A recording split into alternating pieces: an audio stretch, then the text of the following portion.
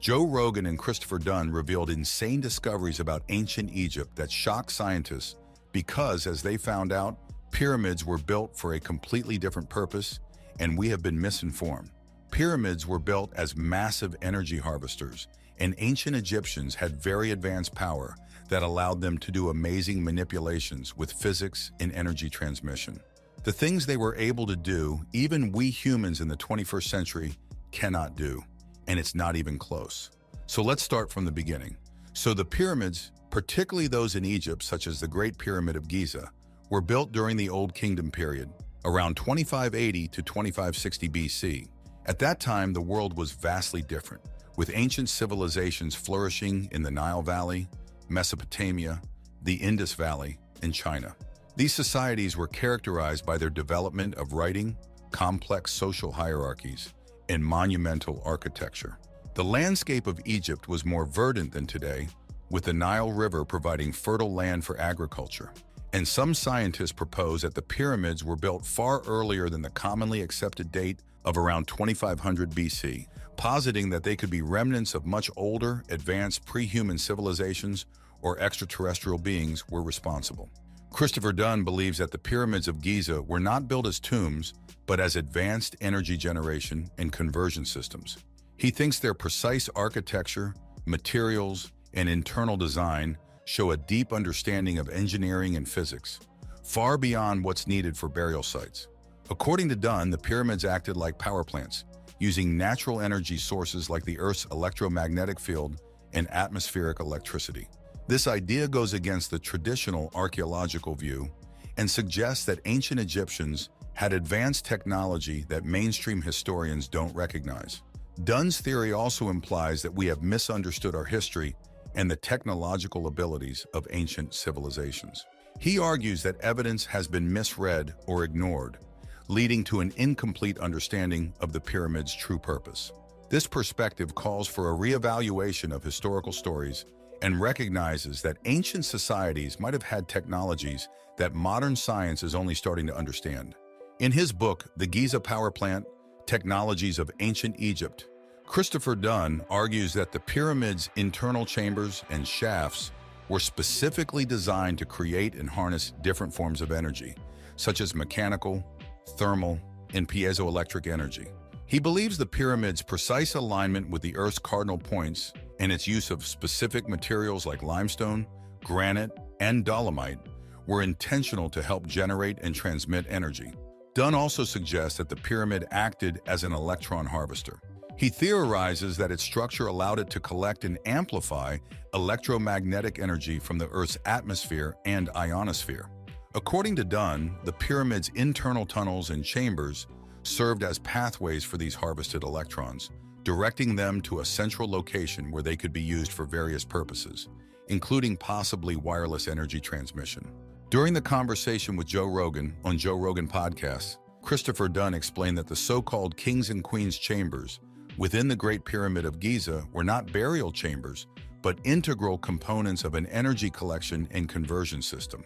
Dunn argued that the queen's chamber served as a reaction chamber where chemical reactions occurred to produce hydrogen gas. This hydrogen then flowed through the shafts and tunnels to the Grand Gallery, which he theorized acted as a resonator to amplify sound waves and create vibrations. These vibrations, combined with the piezoelectric properties of the granite in the king's chamber, generated and collected electromagnetic energy. Dunn's theory suggests that the chambers were meticulously designed to facilitate the production and harnessing of energy, reflecting advanced engineering knowledge rather than serving as royal tombs. Then Joe Rogan and Dunn discussed the Great Pyramid's outer surface, which was originally covered in smooth, polished limestone. Christopher explained that the reflective quality of the limestone might have helped the pyramid harness energy. Dunn suggested that the pyramids were built with advanced energy collection knowledge, far more sophisticated than just being tombs. Dunn said, "It's not just one single thing, it's a system, not a single thing. The initial surface of the Great Pyramid, it's polished and shiny, and apparently it would collect insane amounts of light. The outer surface of the Great Pyramid mostly is missing, but it has been described as if it was finished, and depending on the polish that it received, it could reflect a lot of light." Also, Christopher Dunn provided key evidence for his theory that the pyramids were used to harness energy, focusing on the northern shaft of the Great Pyramid. He explained that the shaft's dimensions and appearance are similar to those of a waveguide, which efficiently transmits microwaves. According to Dunn, the shaft's dimensions match the wavelength of hydrogen, indicating a sophisticated understanding of electromagnetic energy by the pyramid's builders. Dunn clarified that a waveguide is a system designed to transmit microwaves efficiently through a tube. His exploration of the Queen's Chamber led him to realize that waveguides need a specific medium and frequency to work. He found that the shaft dimensions align with the hydrogen wavelength of 21.1 centimeters. He noted that the northern shaft's width is about 8.4 inches, close to the necessary dimensions for a waveguide. He also mentioned that while the shafts in the Queen's and King's chambers are slightly different in shape, the overall design supports the idea that the pyramids could harness and transmit electromagnetic energy, revealing advanced ancient Egyptian engineering. Dunn said, "The northern shaft has dimensions and an appearance that is similar to a waveguide that you would use for microwaves. The dimensions of it would approximate the wavelength of hydrogen. It's like a waveguide that is used to transmit microwaves, electromagnetic energy, in the microwave region. It is passed more efficiently through a tube or waveguide. They're very complicated systems." Dunn also explained that we are constantly exposed to microwaves from cosmic sources, including atomic hydrogen signals from outer space.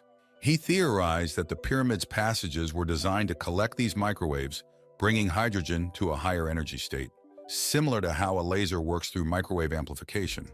By introducing a microwave signal into hydrogen gas, stimulating the emission of energy, and then collecting that energy, it could be channeled through the pyramid's structures. Dunn clarified that hydrogen is key to this theory. He explained that the Queen's Chamber plays a crucial role as it is believed to be the source of hydrogen. Hydrogen was produced in the chamber by mixing two chemicals which released hydrogen gas. This gas then became energized and was collected within the pyramid system. Dunn dismissed the idea that the hydrogen came from radioactive waves in space. Instead, he suggested that the chemicals needed to produce hydrogen were likely made and delivered to the pyramid's shafts. This theory implies that ancient Egyptians had advanced knowledge of chemistry and engineering, allowing them to create a system that generated and harnessed energy from the hydrogen produced in the Queen's Chamber. This innovative concept reimagines the pyramids as sophisticated energy machines, not just monumental tombs. Dunn said, "We are bombarded with microwaves every day. If we build a device and we want to energize hydrogen, we bring it to a higher energy state, just like in a laser where you have microwave amplification through stimulated emission. If we want to collect energy in a gaseous medium, say hydrogen, and the electrons in the hydrogen are pumped up to a higher energy state, we can collect that energy, introduce a microwave signal, direct it through that gas, stimulate the emission of the energy, collect that energy, and channel it up the southern shaft. That might work. And that's it for today. Subscribe to our channel and hit the notification bell.